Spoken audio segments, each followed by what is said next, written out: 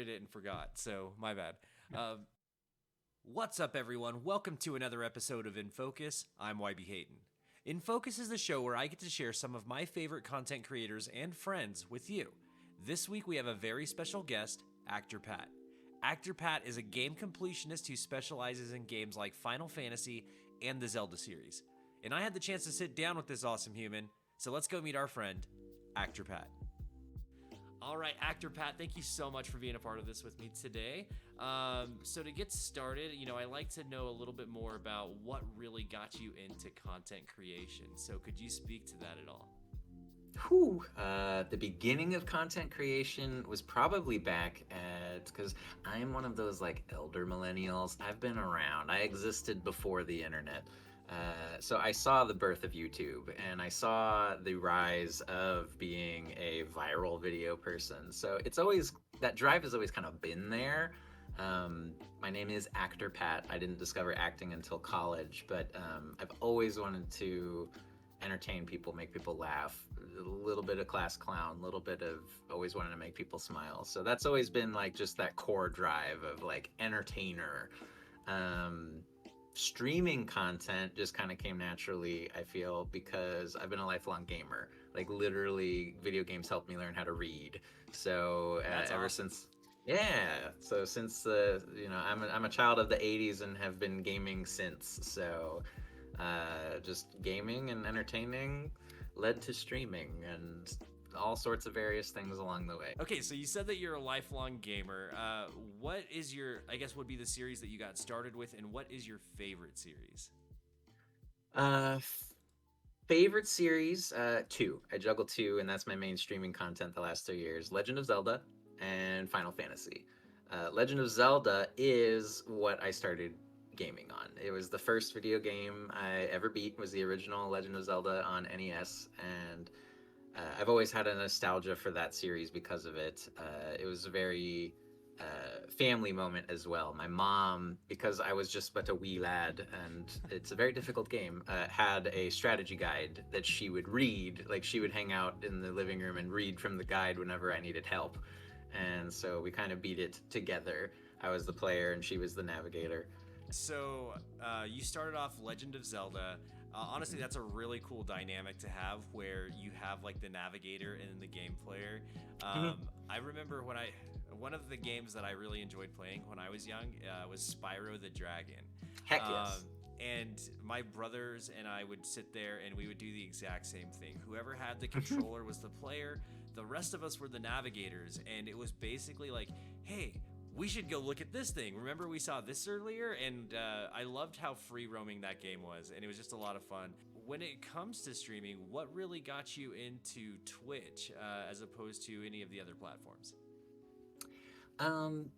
I think like most people that I know, at least, and I know we have a fair overlap in our communities, a lot of streamers that we know started around the beginning of the pandemic. I started streaming in 2020, literally the month that everything got locked down. It's like, hey, we're locked down. You're not supposed to leave your apartment. What are you going to do? I'm playing games anyway, so why not stream? So I started in March of 2020. And Twitch was, and at least at the time of this recording, I know it's always been heavily debated, like, oh, should you be on Twitch or YouTube or TikTok gaming, and like, what's going to be the platform, or Kick or whatever. Twitch, I think, will always, until Amazon pulls the plug, have the name. They were the first. And people might remember Justin TV prior to Twitch, but they are the name. Like, it's synonymous with streaming. Like, yes, the other names are up and coming. Maybe they stay around, maybe they don't. But even people who are unfamiliar with streaming in general at least have heard of Twitch. They're like, oh, that's that video game thing, or that's that whatever thing. Like, Right. So I feel like that's going to have its staying power until Bezos or whatever Amazon high command say, we're done. But so Twitch was the only one I knew. Yeah, like I'm someone that I hate Facebook. I avoid it like the plague. And so when Facebook gaming was a thing, I think it still exists, but I never dabbled in it. Twitch was what I knew. Twitch was what I watched people on already, so that's what I started with, and that's what I still love. So when you're choosing a platform to be on, it is important to kind of look at everything. And you're right, Twitch has been and still is the king of live streaming. It's a great platform to be on. And one of the things that I really like about it is the community aspect. with the difference between a lot of the platforms right now, you said is that community aspect. One of the Right. bigger contenders right now with a lot of people testing the waters or jumping ship too is YouTube gaming. Right. And streaming there. But what's struggling and why YouTube has been battling so hard, like, and it hasn't taken over the top spot. I'm a big fan of a content creator named Harris Heller, Right. who was on Twitch for a long time, built this huge brand. If for those that don't know him, you probably know his music. He organized the music library Stream Beats, which is a DMCA playlist or DMCA free playlist, so that you don't get any like strikes on your channel. And he's a huge streamer advocate and all this advice and stuff. He left and he said, "I'm banking on YouTube. Twitch is going down, YouTube's going up," like a year or so ago, and he's back. He came back to Twitch because YouTube hasn't figured it out yet. The community aspect on Twitch is just too good. Like there's other platforms haven't figured out how to do channel points right, how to do alerts right, how to do gifting subscriptions right. Like it's very clunky everywhere else. Like Twitch has nailed the that aspect, making it friendly for the viewer. A lot of streamers will argue about whether it's friendly to the streamer, but and I'm by no means going to say Twitch is perfect, but I do appreciate it for what it is and what they've tried to do and establish for letting it be a better viewer experience. I would agree with that. I think from a long form content perspective, the experience that you have on Twitch is going to surpass the experience that you have on any other platform, because it's never going to be a direct copy. Even as much as they might try to be, you're never going to get it right the first time, at least. Maybe over time they grow, but as of right now, Twitch is the king in the live streaming space. When you first got started in streaming, what did you find were some challenges, and how did you overcome those? I think anybody who's attempted streaming knows the pain of this, and continues to know. It's a problem that never goes away. Is the hurdle of self-doubt, like just how much you're like, oh, especially your first few days, weeks, months, depending on maybe even years for some people, when you're streaming to 0 viewers, 1 viewer, 2 viewers, and debating all of those statistics and strategies of like, do I stream longer hoping more people show up? Do I play different games? Is it me? Is it the genre I'm playing? Like there's so many factors that go into the broadcasting element. I guess I was just unaware, and I think a lot of viewers are as well, how much goes into behind the scenes stuff. And so one of our mutual friends, Sharvana and I will comment a lot, like, you guys have no idea how much goes on, like how many hours of work goes into prepping these effects and these transitions and the content itself, or contests and giveaways and whatever other stuff you might have on your channel. So just I think it was a small part of me at the beginning of streaming had the 2 big problems: the self-doubt that comes with the like, where's the immediate success? How come nobody wants to watch me play video games? Figuring out all of that educational element behind all of the stuff, all the equipment you need, all the software you need, it's a lot. You don't need it. Like you can get started with very little. Many streamers start with just like literally gameplay only, not even mic or camera, but you just slowly add piece by piece and eventually you'll get there. But yeah, it's biggest hurdle, problem, etc. would be just that, like, okay, let's ignore statistics and figure out a game plan. How can you make yourself more unique? How can you make yourself more marketable? How can you make yourself more enjoyable? Because I think one of my biggest beefs with a lot of potential streamers that give up on it or complain about it or see no growth after 3 years of streaming. It's like, have you watched your VODs? Have you Right. watched, like, would you watch you? Because you'll see some of these people like on Twitter, like, Twitch is bullshit. Like, I'm never gonna make money. I only have one viewer, and they have 8-hour streams of just mouth breathing into the mic, no commentary, and they're not very good at the game either. So it's like, okay, you got no personality, you got no game skills, and you have nothing like. It's like, why would people be here? Like, so Right. it sucks having that self-reflection as well, because sometimes, not always, but sometimes it is the like, is it me? Am I the problem? And how do I fix that? How do I change? How do I grow? Right. It's So me. Hi. I'm the problem. It's me. Yeah, yeah, exactly. I So get it. very, very long road answer to just figuring all that stuff out. It's just like the world of streaming is much larger than you might think, and what you need to know, it not so much that you shouldn't attempt it. It's not meant to intimidate you. Just be ready that you have to learn a lot and apply a lot and grow. I think that's a great answer, by the way. And you know, there's a couple of things in there. I definitely think that self doubt and the VOD aspect are a big part. Like, you know, when we go back, if I was to go back and look at when I started streaming, one of the things that I can say for a fact that I didn't do right off the bat was just watch it back. Um, Granted, I did start streaming from my Xbox with, like you said, no equipment, no voice, just the game. And so there wasn't a lot to watch back. But, you know, for me, it was just one of those things for my Xbox that I saw, oh, yeah, you can go live. Sure, why not? And then over time, like, that actually pulled me into, well, what is Twitch? And I went to the website and looked at it. And from there, it kind of grew into, hey, I'm a viewer. Go from viewership to actually doing it for real and trying to at least add a voice or then add a camera.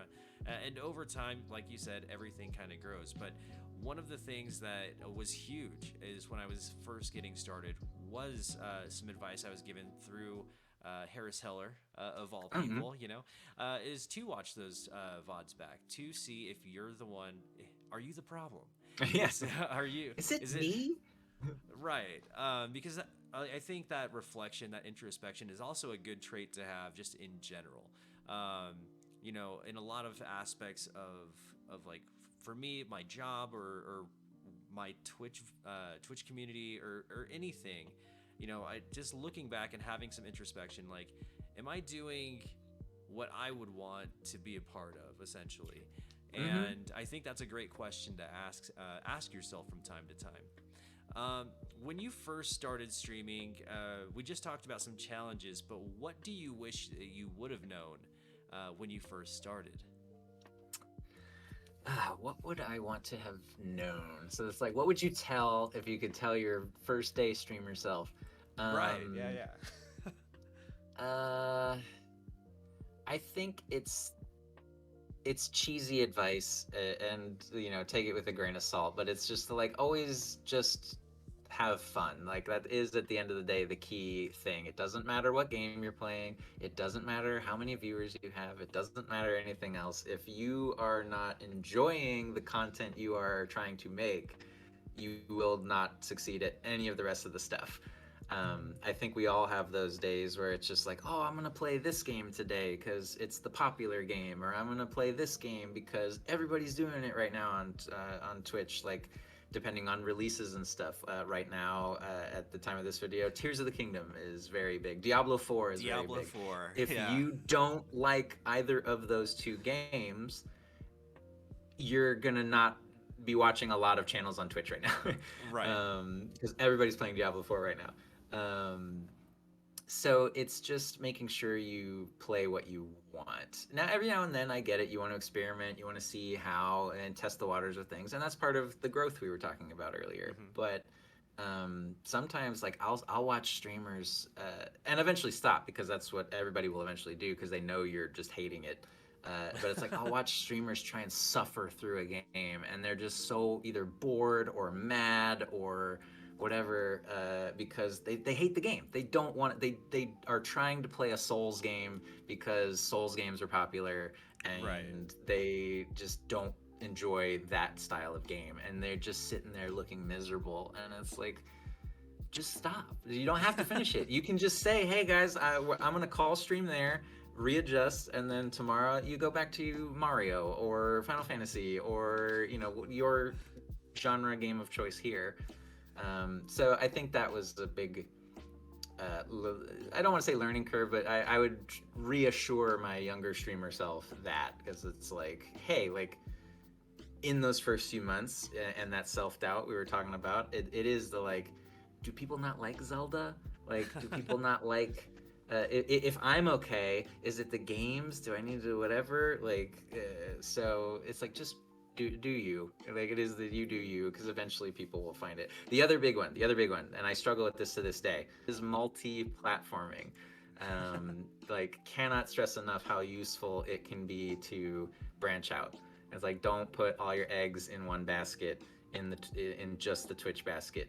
Like, even if you don't want to make bigger, longer, whatever content elsewhere, it's like, be posting on it. Like, be on Right. Instagram, be on TikTok, be on whatever social media of your choice, because that's discoverability. Twitch has like no discoverability. Like, all of you that have been around know that that's one of the worst parts for a streamer, is if you're not getting word of mouth, if you're not getting rated, if you're not getting, network events or whatever, it's not the easiest to be discovered, because there's millions of streamers. There's literally millions of streamers.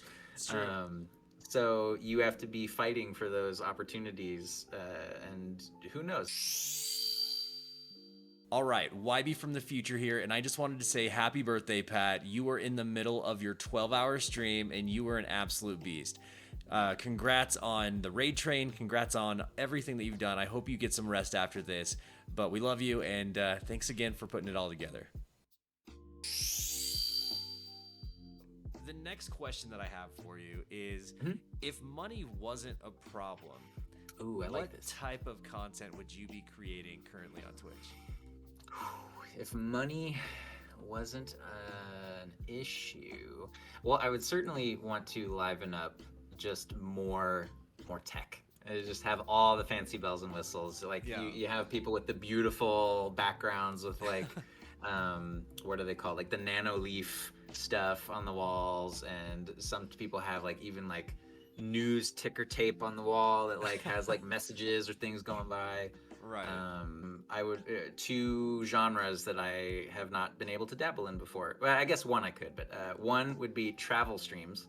Okay. I love exploring stuff, and I personally watch a few like travel related streams, and they're kind of just like walk through city tours. Like, they're even just like silent. Like, it's just like, I'm assuming they film with like a backpack rig and camera, and it's just them walking through a city, and it's cool to explore. It's like, cool. I just now get to say that I'm on a business trip to go on a vacation over here.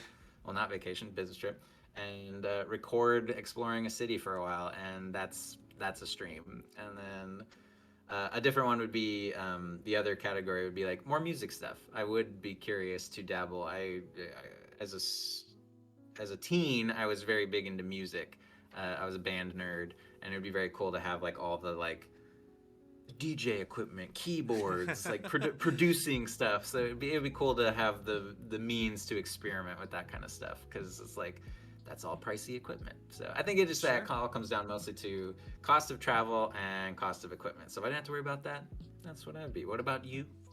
I would, if money wasn't an issue, I think you kind of touched on something that I would love to do, and that's like travel streams. Being able to go somewhere and just have a new every week there's a new stream with a new location. I think that would be a lot of fun. One of the things that I would love to do is Infocus, but travel to the people that I want to interview. That's something that has been a goal of mine, and something that I hope to or aspire to do one day, is do the Infocus interviews. Not well, live, but like Well, with yeah, the like you could person. theoretically like, and here's the tour, and turn the camera around and see the setup, and like, Right. yeah, that So would be fun. I think that's what I would be doing. Also, a more like curated content. I do enjoy like fan films. Hmm. So if I was to, like, again, money not an issue, I would be doing more of that. I've written some Okay. fan fictions, and so what I would really love to do is bring those to life in a like a longer YouTube video, or even, well, yeah, more curated. So it would be So like a yeah, YouTube video. less streaming content and more literal film content, Right. I do like think that would be a lot of actual. fun. Yeah. So it would be, there would still be the streaming aspect, like the live or the Infocus would still be like a live Hmm. thing, but like also in addition to that, I would love to be making like fan films. That's amazing. Um, okay, so we touched on this briefly, and we, dream setup. Like I started with my Xbox in a dream, and kind of upgraded from there. And I mean, I don't know what yours started as, but if you could do anything with your setup, what would that look like?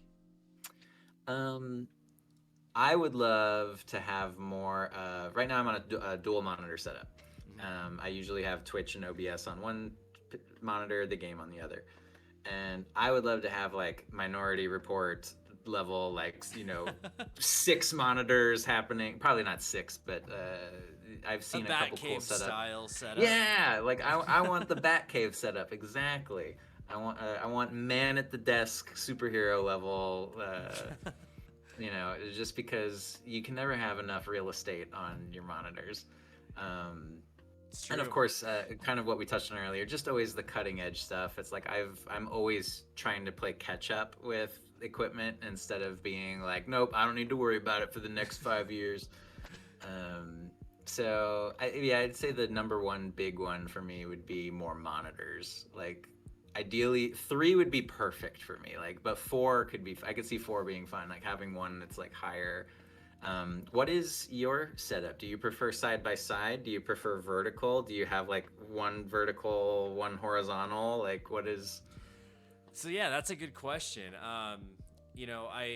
I for a while only had one monitor, and Mm-hmm. it's an ultra wide. Okay. Well, that's not bad. And That's not bad. That's pretty cool. yeah, so it's like two monitors into one, which is Mm-hmm. great, but it makes it a little bit difficult when you're trying to like stream the game in like a windowed screen, and then have like everything Mm-hmm. else open next to it. So I did invest in a second monitor. Currently have two set up side by side, and Okay. yeah, my dream would be to have a second ultra wide. Um, to make it more of like a wraparound, similar to like that Batcave style. But I would love to have more of like a little wraparound here, and have a few different screens to choose from.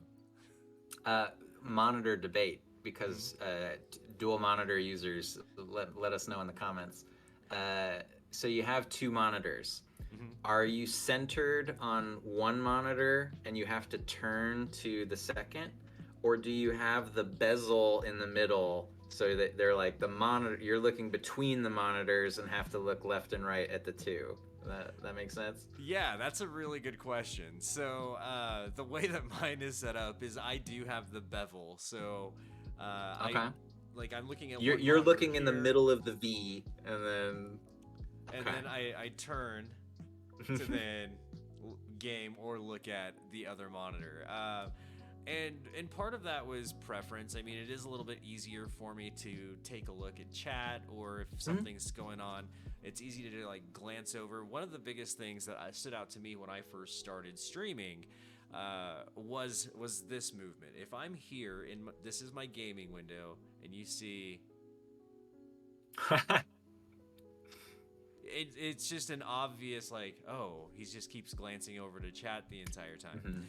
Mhm. And so I was like, how do I limit that? And the bevel is what limits that, because I can turn here and be playing the game, and you don't notice it as often when I look over at chat. It's It's not just quite as dramatic, yeah. right. It's very it's subtle, and so I like the subtlety of it. and it makes it a lot easier, at least for me, to do that. Like you said earlier, you're an actor, or you started out as an actor first. How has your artistic career influenced the path that you've taken on Twitch and like the content that you're making? How has acting affected stream? I think it got me a leg up over people who've never been on camera before. Having that, I don't want to say stage fright, but stage fright essentially, because it's like it can be very uncomfortable having like, oh, this, like, all these strangers that I can't see are able to see and hear all this. So I've done that for many years on, like, if you're a theater actor, you can't see the audience. Like, the way the lighting works, you can't see them. So you're just speaking out into a void. And then on camera work, of course, you're not in an actual environment with people. You know, the other actors maybe, but there isn't an audience, there isn't a whatever.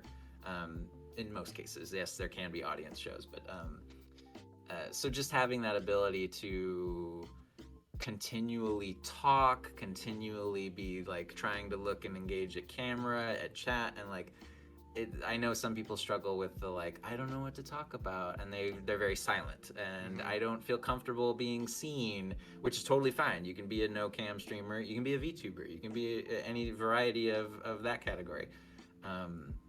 But I think it got me past that hurdle quicker than some other streamers. I'm personally pursuing voice acting. I am here in Los Angeles. I was pursuing on camera acting, still am, sort of. If you want to hire me for a movie, great. But I realized that I just like voice acting so much more. I got a chance to dabble in a few things here and there. Some radio plays, some personal projects, some stuff for friends, and I was like, this is the fun part. And being a lifelong gamer and starting in the pandemic an anime fan, I had never really been much of an anime watcher prior, but now I'm obsessed. So having Twitch be something where I can essentially practice. It's like, I mean, any game with text in it and characters, you can give them a voice if you want. And so it's been a fun way to kind of expand on that. And you'll hear a lot of streamers that are like aspiring voice actors. I'm no different. It's like, yeah, that would be cool. Like, you can't find me in anything as of yet. But yeah, I think just acting prior to streaming gives you the ability to feel a little more confident on camera than you might otherwise, and give you that freedom to play and practice whatever skills you might want, particularly voice acting. Right on. I think that's really cool that you bring up the comfort on camera, and the reason why that might be the case is because when I first fired up a camera, I was nervous. I had no idea. I had no idea what it was going to be like live, and so there was that aspect where I would get nervous and sit there and just play the game because I was nervous as to who was like, hey, who's watching me right now? And yeah, there's that barrier to get over when you're starting in content creation. It's like you got to make friends with it at some point. You got to give us something. You got to give a little bit. Like you said, I think one of the first exercises you can practice as a streamer, if you're shy and don't know what to talk about, is you just literally say everything you're doing. It's just like, okay, cool, I'm going over here to pick up this power up. I really like it because it makes my sword shoot a laser. And like, oh no, this is my worst, this is the least favorite enemy in the game. And like you just literally don't shut up. Like just keep word vomiting until you are comfortable just prattling off. Like, and will that turn off some viewers? Sure, but that's, again, you're practicing that skill. You're developing that muscle. When it comes to collaborations, what are the types of collabs that you really enjoy to do? And then who would your dream collab be if you could collab with anybody? Yikes. I have a great question. Collabs themselves, my big tip for anybody collabing, and your mileage may vary, and people have been successful doing all manner of variety of things. So you do you and what's best for your channel. I personally prefer sticking on one channel. So however many people are collabing, whether it's 2, 3, 4, 5, 10, whatever, keep it on one channel. If YB and I are collabing, I want and if it takes multiple streams, alternate the stream. Like I would want it to be, let's do YB stream one week, Pat stream the other week, and alternate. Is my ideal, because I worry with collabs about splitting the views. It's not that that matters, but the goal on a collab is like, hey, Pat people, let's meet YB people. YB people, Right. let's meet Pat people. And if you have it on the two channels, we're just gonna hang out in our cliques. We're just gonna stay. The Pat people are gonna stay on the Pat channel. The YB people are gonna stay on the YB channel. And like, there's overwhelmingly over the last 3 years of streaming, whether it's I'm involved in the collab or I'm just watching friends collab, that just happens. And because we're human and we just hang out with the people that we know. So if you force that to, like, hey, if you want to be a YB people, you got to come to Pat, and Pat people, you got to come to YB. It feels a little more organic with, and then you're not juggling as well all of the streamers trying to be streamers at the same time, because Right. it's like, oh cool, like I'm bonding with YB and we're chatting, oh hey, what's up Raiders, we're over here, like blah blah blah blah blah, and then me ignoring YB the whole time. So you don't actually get to know. And now imagine that times however many streamers you have, because everyone's like, oh hold on, I got it, like, oh I got gift subs, oh I got, and it's like, okay, like we're not actually hanging out and talking now. Right. So It's that's my part of it. it's less of a collaboration at that point, and it's more of hey, we're just talking again to our own chats. And Yeah. yeah, I understand the bleed over there, because it's something that you hear a lot of, and to remember to mute your mic to one and not to another, I definitely understand that pain. And I've certainly seen numerous times, like, and people will audibly complain about it, whether it's streamer or viewer, but it's just like, oh cool, like we just had this funny joke or something that could be a good clip for YB's channel, but then I forgot to mute my mic and a raid comes in and I'm just blabbing over your VOD, and like it's just ruining whatever content for you. Um, so there's a lot more hiccups that way. Sure. So that's on the technical side of stuff. Game wise, I would say the best bet is, depending on your channel's vibe, either very community oriented games where not just fellow streamers but the community can jump in as well. Jackbox is a very popular one for that stuff, although you got to be careful, don't let people in VC. Fortnite is an easy one to do because it's free and everyone can jump in, and you can just rotate very easily between stuff. But if it's just a streamer related collab, I like visual novels, because then you can share in the voice work, because if you're just reading text for hours at a time for all the characters solo, that's exhausting. What else? Yeah, some of my favorite collabs I've done are the Danganronpa series, which I know you have dabbled in. Yes. And so imagine if you're playing that solo and streaming it, like reading every character's voice for 50 to 70 hours of game. It's like, oh my god. Yeah, that's why I would not, well, I didn't stream it, and for that reason, like almost exclusively, because when I did play it, even in Discord, yeah, I would stop reading it because it was just a strain on like my voice, and it gets to be a lot really fast. I guess to go back and touch on the dream collab, who would that person be that you would collab with, or that you who would your dream collab be? I'm gonna go let's go like celebrity route, because I feel it a little odd to be like, man, I hope this big streamer wants to collab, or I like this person I follow but doesn't know of my existence. Man, I would love to, if they game, I would love it as an excuse to meet some of my favorite actors. And one of my favorite actors, I have no idea if they game even, so this is a potential silly answer, but one of my favorite actors is Bill Hader, Okay. from SNL, and many of you might know from the HBO show Barry, or he does a lot of voice work across different things.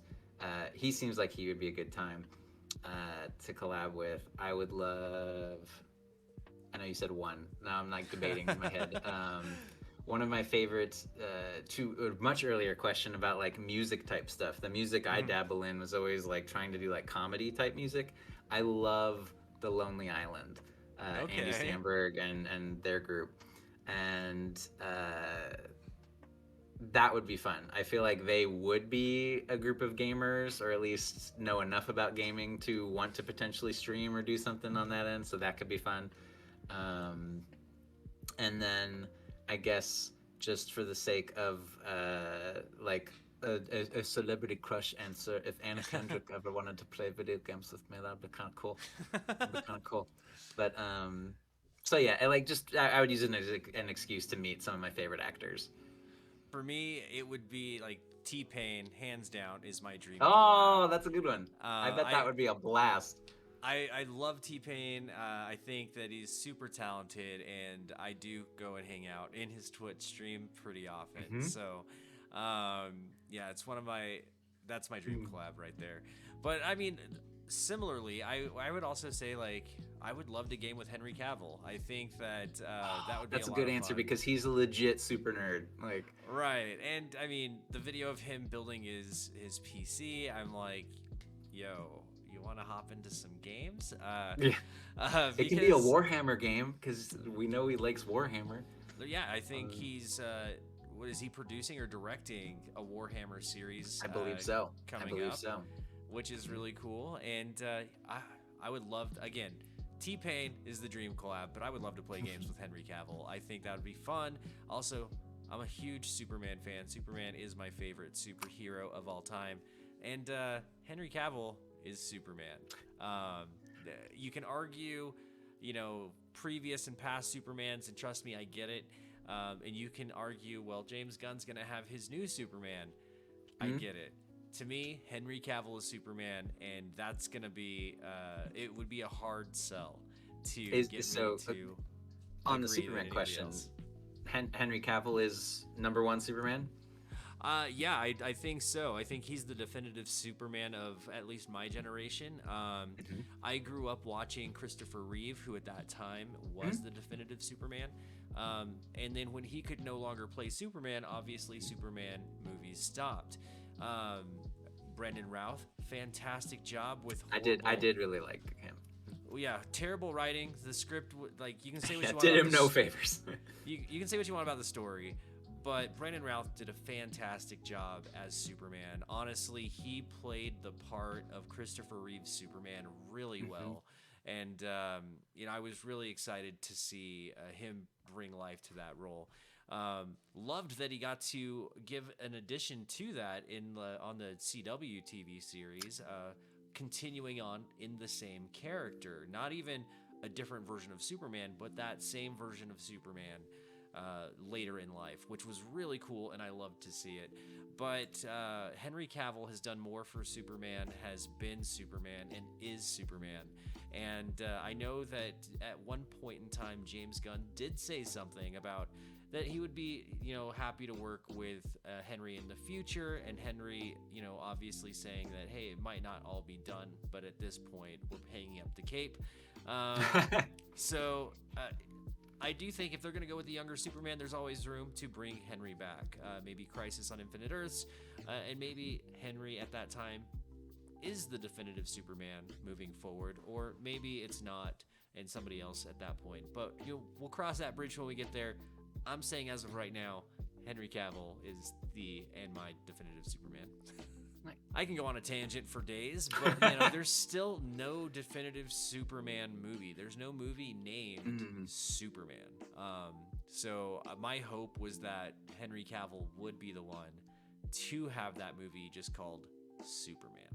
I do love, from what we've heard with his work on The Witcher, that Henry seems to be very passionate about protecting that lore, and it's just like, no, this is what the character is. this is what they stand for and what they do, or this is what the vibe of the thing needs to be. Because if you don't know, viewers, he has stepped down from that role as the Witcher because the creative production end of it was just going completely off the rails from where the source material goes, and he wasn't there for it. He's like, I don't want to be a part of it if we're going to taint the name of the Witcher. And so it's cool to see, that kind of stuff.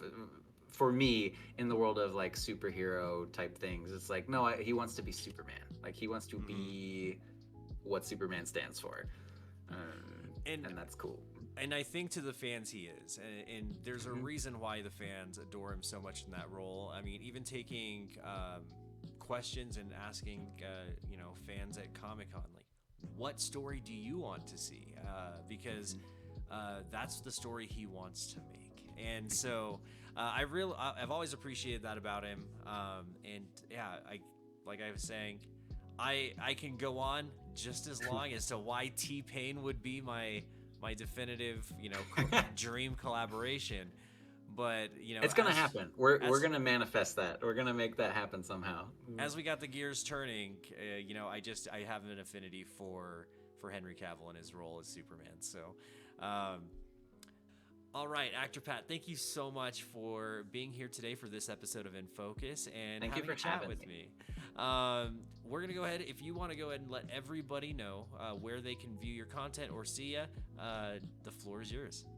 Okay, yeah, I am Actorpat, Actorpat. I'm sure it's somewhere in the doobly-doos, on all major social medias. If you want it on Instagram, Twitter, YouTube, Twitch, TikTok, I have all the main ones on that. My usual, most frequent is, of course, Twitch, and then Twitter, should you wish. If you like Zelda and Final Fantasy content, I'm your guy. And otherwise, I hope you all have a wonderful rest of your day. And YB, I can't thank you enough. Thanks for joining us for another chat with our friend. I had a great time with Pat, and I hope you did too. Be sure to like and subscribe for more Infocus. Thanks again. I love you guys, and we'll see you next time.